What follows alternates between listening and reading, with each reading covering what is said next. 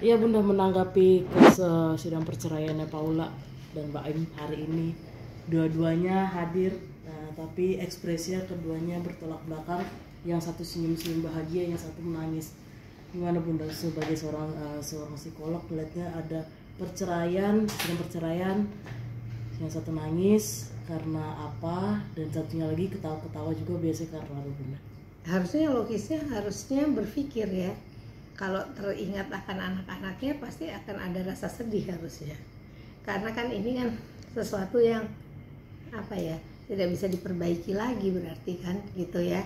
Dan mungkin kalau yang senyum mungkin karena dia merasa bahwa apa yang saya inginkan terkabul, karena udah minta cerai dan kemudian diizinkan karena mediasinya nggak jalan untuk maju ke sidang kembali. Itu mungkin jadi sesuatu tingkat keberhasilan merasa begitu. Tapi kalau ditilik ya, namanya perceraian itu kan sesuatu momen yang tidak bagus, negatif. Sebaiknya memang kita merenung diri.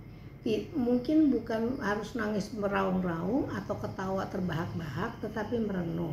Ini perjalanan perkawinan yang sampai patah di tengah jalan itu ada andil dari dua-dua belah pihak, nggak hanya satu pastinya. Kenapa ini bisa terjadi? Itu harusnya dianggap sebagai suatu kegagalan. Nah, untuk bisa memperbaikinya kan tuh harusnya dua-duanya ada introspeksi, mencoba memahami, oh ya saya kurang ini dalam kurang gini gitu. Jadi itu mungkin harus jadi renungan. Orang kalau merenung nggak ada yang ketawa, nggak ada yang apa, tapi dia diam. Dan pada waktu menurut saya ini menjadi mediasi yang tidak jalan dengan baik, gagal, itu kan kemudian harus jadi seperti pelajaran bahwa ini yang harus dipikirkan sekarang bukan hanya tentang perceraian ini, tapi bagaimana perasaan anak-anaknya pada waktu nanti mereka dibesarkan dengan orang tua yang terpisah gitu. Ya.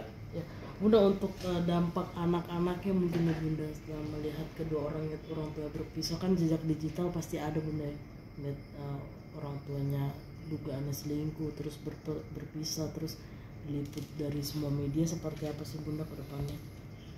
Sekarang ini mungkin antara tahu-tahu dan tidak tahu, karena mungkin kedua orang tuanya kan suka sibuk, ada yang keluar kota dan sebagainya, mungkin belum terasa. Tapi pada waktu nanti mereka sudah memasuki punya teman, ada orang teman itu punya orang tuanya mungkin iseng ngomong ke anaknya terus ngomong kepada ini, bisa saja kemudian anak jadi kemudian terusik juga. Dan kalau itu jejak digital tidak bisa dibuang, sehingga dia pasti akan menanyakan hal tersebut. Sekarang mungkin kalau ditanyakan papanya kemana, mamanya kemana, lagi kerja. Tapi pada satu titik nanti dia tahu kenapa papa mama nggak pernah satu rumah lagi. Pertanyaan saya sebetulnya, bagaimana cara yang akan diambil untuk mengasuh kedua anak ini dari dua orang tua yang sudah berpisah? Akan rebutankah? Saya selalu bilang anak itu bukan barang, bukan hal yang wajib untuk diperebutkan, dan menjadi orang tua yang kemudian kalau berhasil merebut hak asuh anak, bukan begitu caranya. Sudah kemudian anak mengalami masalah berat dengan adanya perceraian orang tua, jangan ditambah lagi. Biarkan anak kemudian pada waktu dia misalnya mau nonton film atau apa, dia lebih senang dengan ibunya, walaupun sedang diayah harusnya diizinkan dia pergi ke ibunya. Atau anak laki sedang ingin nonton bola atau main bola, dia merasa di ibunya waktu itu mungkin nggak nyaman. Karena apa? Karena main bola nggak seru dengan ibunya, mungkin boleh diizinkan ke ayahnya. Jadi anak bukan sesuatu yang harus diperebutkan. Kalau secara hukum itu memang bisa ketok palu, tetapi secara psikologis itu yang penting adalah kebahagiaan anak. Bunda, ada dampak dari perceraian ini bisa berhubungan dengan mental nggak sih Bunda? Maksudnya? Kayak bisa jadi kayak depresi apa segala macam. Tergantung perceraian ini.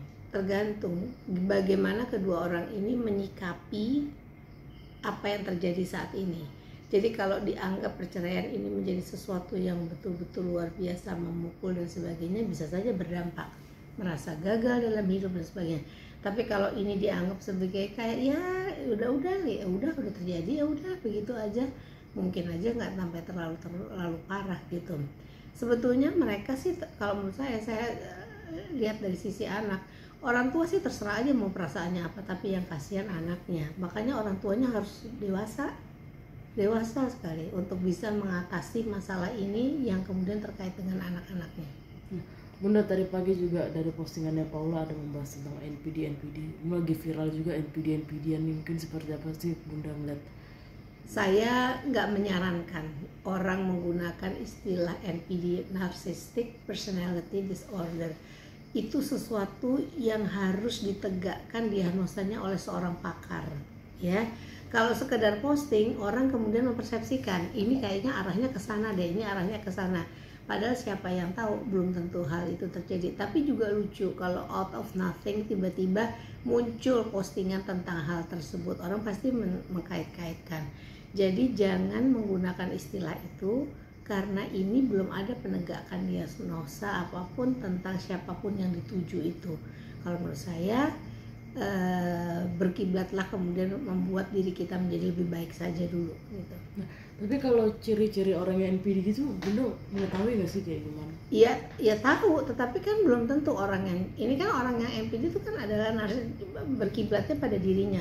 Dia mau menang sendiri, dia mau kelihatan lebih baik, dia kelihatan lebih oke, perkataannya harus diikuti oleh orang lain, empatinya mungkin kurang terhadap teman atau lingkungannya. Empati ini yang membantu orang untuk memahami perasaan pikiran orang lain. Ini mungkin nggak ada atau kurang sekali, sehingga mungkin dia merasa bahwa orang harus mengerti dia dan kemudian harus mengikuti dia saja. Ini nggak tahan kritik orangnya, bisa cepat marah, mudah tersinggung. Tapi kalau ada satu atau dua ciri tersebut, bukan berarti dia itu sudah mengalami NPD gitu. Itu sesuatu yang tidak boleh dilakukan oleh orang umum. Sangat tidak.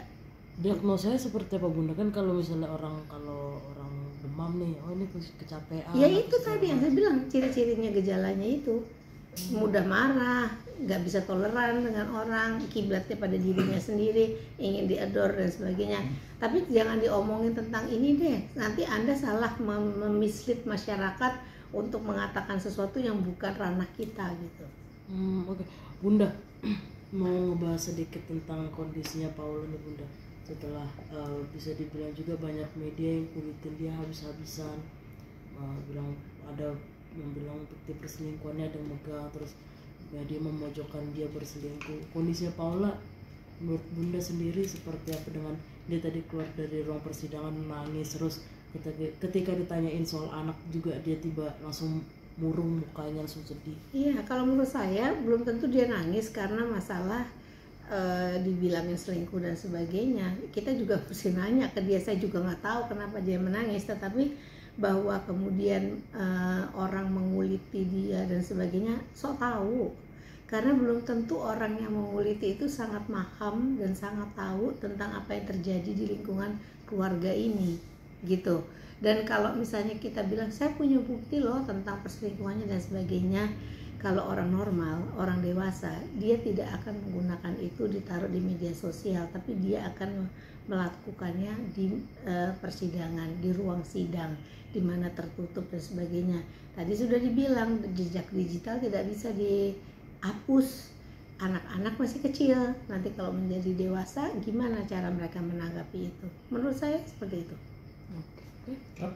Ya. Jadi jangan lupa untuk subscribe Cumi Cumi. Ditekan ya tombol lonceng merahnya.